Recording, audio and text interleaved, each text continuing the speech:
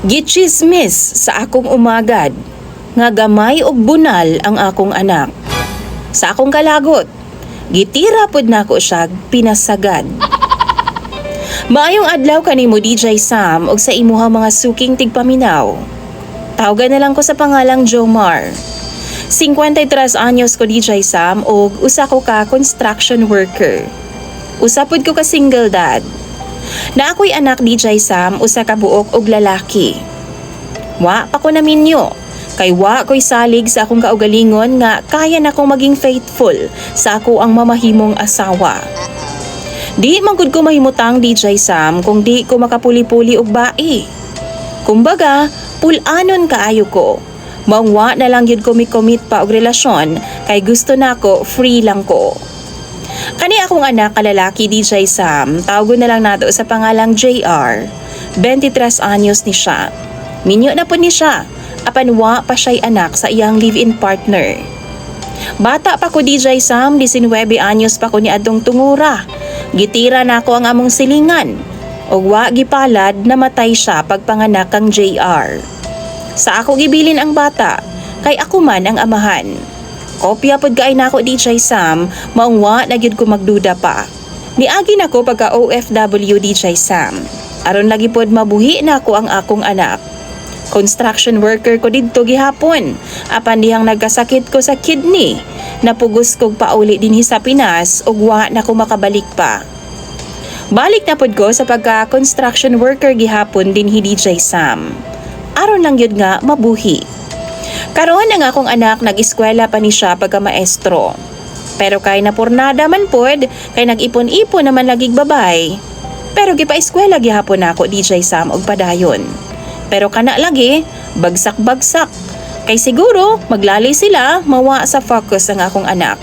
Kining akong umagaron na DJ Sam nga si LC. Naglagot ko. Kay ka mga chismis sa among palibot ba nga di gyud unta angay nga ipagawas. Ilaha ra gud unta na mag-asawa. Pero gipanabi niya nga gamay lagi daw bunal ang akong anak. Liwat daw sa amahan. Last year pa na ako ni sugod na dunggan DJ Sam ug napuno na kaayo ko. Maong 2 months ago, nagpatabang ko sa akong kaila.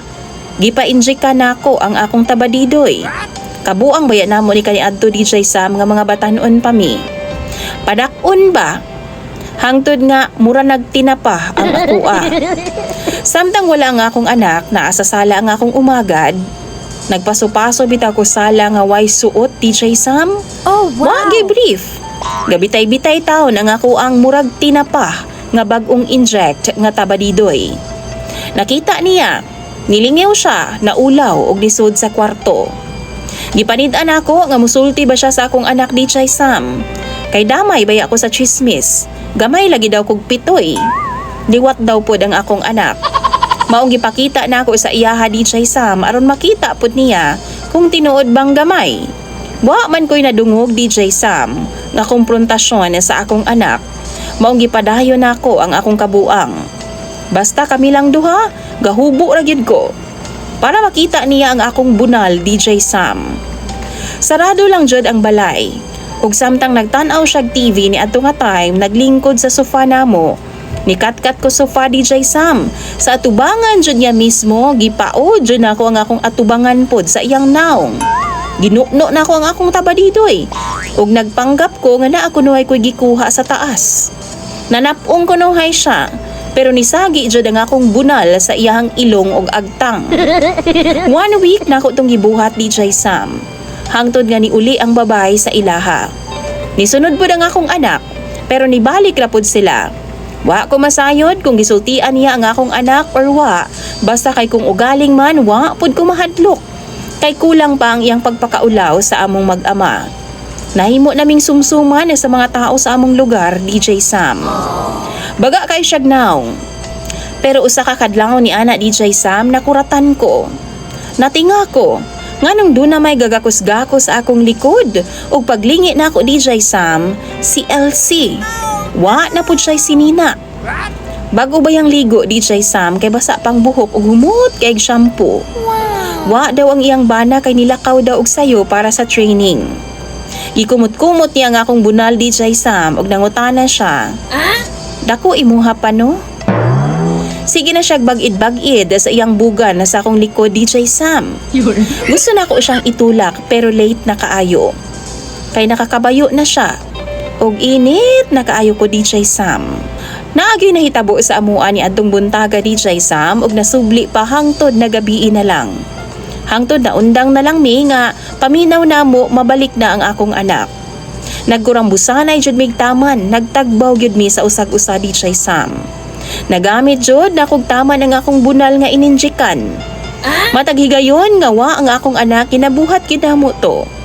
Pero ang gikagulan lang nako, DJ Sam, kay nagsulti si Elsie sa ako bulaga na daw niya ang akong anak. Mag-uban na lang daw ming duha. Wa ko'y gugma kang Elsie, DJ Sam. Pure uwag lang jud og kalagot ang akong nabati para niya. Mapansin baya nako na og madunggan pagyud nga magsige na lang silag away sa akong anak nga si JR. Kay di naman daw magpalabot si Elsie sa iyaha. Maunang mangayo kog advice sa inyo ha, mga viewers ni DJ Sam.